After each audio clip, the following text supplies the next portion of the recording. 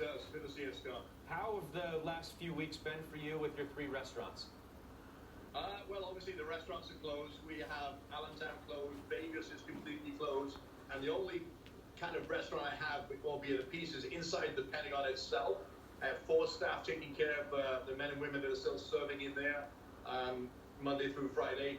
But like everybody else, you know, the 11 million restaurateurs and hospitality workers, we're just like everybody else, trying to figure out, just like David said there, how do we get all these restaurants to get the money, not only restaurants, but every other small business, to get what they need to stay afloat through this virus. Have you been applying for the money yourself through the loan program?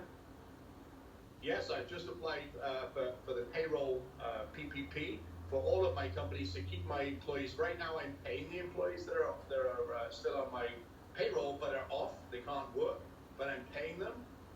I want to pay them as long as I can pay them, and if this money comes through, hopefully it will, then we can keep everybody on until we get through this bad patch and get them back to work and open restaurants again.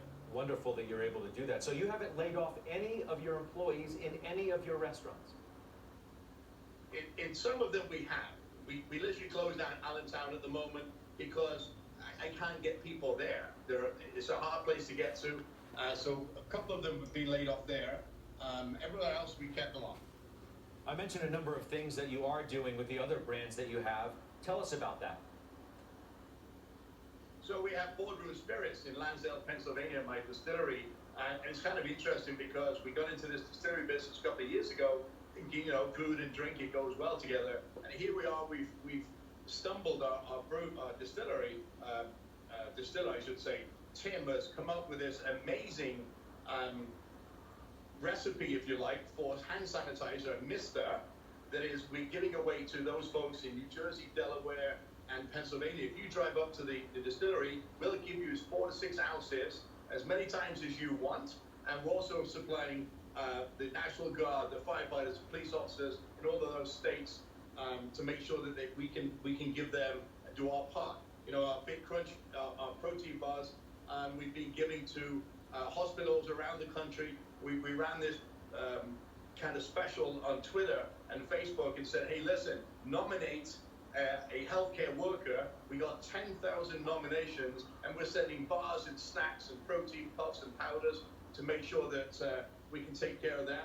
And our foundation, the Robert Irvine Foundation, is all about first responders, firefighters, police officers, and all those kind of amazing folks. And our military, we've actually been sending with TAPS, in partnership with TAPS, $300 gift cards to our military families that are having the same problems, and that's our military, buying food and taking care of their families. So we're trying the best we can do. You know, my life is about saving restaurants. I'm just mind-boggled that when we come out of this, I want to help as many restaurants, not even about television, as many restaurants as we can to make sure they get back on track. You know, it's so sad. I mean, this is an industry that I've been in all my life, and to watch the devastation that this virus has caused, not only in restaurants, across the board. And the more we can do in my companies, the more we can do in literally any business. I'll save any bit. Me, Marcus Lemonis, Tom Galicchio, and then Jose Antes. I think what a dream team to go in and start making some big changes. There you go. That would be a fearsome foursome. You do give advice for a living. What would your advice be tonight for the restaurant owner who doesn't have as many restaurants as you, who doesn't employ as many people as you, but wants to save their business and is wondering whether they can? Your advice would be what? And it's interesting, Scott, I've actually been FaceTiming all the restaurants that I've been doing and giving advice all week for the show, funnily enough. I would say to all those small businesses out there, look at your menu, look at your cost, reduce your menu right now, just get through this program, put out a great product as quickly as possible, change the menu as frequently as possible to get through this. And then the hard work starts to get people back into the restaurants.